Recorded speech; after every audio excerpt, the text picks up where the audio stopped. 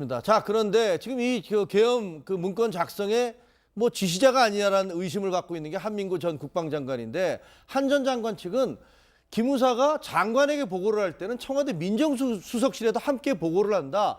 따라서 송영무 장관에게 보고를 했다면 그때 청와대 민정수석실도 받은 거 아니냐. 근데 그때는 아무 얘기가 없었다면 청와대도 문제가 아니냐. 이렇게 주장하고 있어요.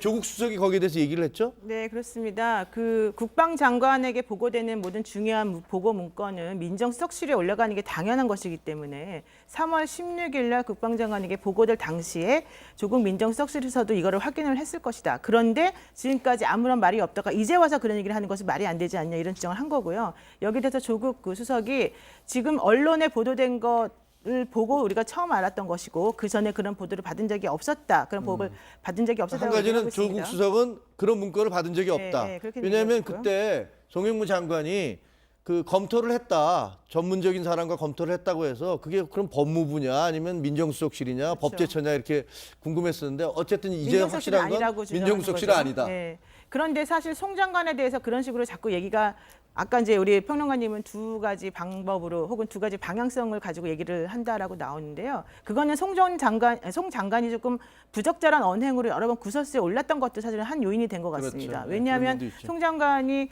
뭐 다른 특보하고도 많이 여러 가지 좀 언쟁을 벌이기도 하지만, 뭐 국회에서 비치는 모습이라던가 우리들에게 종종 나오는, 얼마 전에 미니스커트 얘기하면서 또 여성 비하 발언 같은 걸 한 걸 보게 되면 사실은 좀 오해를 살 만한 발언을 많이 하고 있고, 특히 대통령에게 좀 누가 되는 사람으로서 일을 하고 있지 않냐라는 얘기를 많이 들어왔거든요. 그렇죠. 그런 것들이 좀 영향을 미친 것 같아요. 알겠습니다. 뭐 다양한 방법으로 방면에서 화제가 되고 있는 건 맞는 것 같은데요.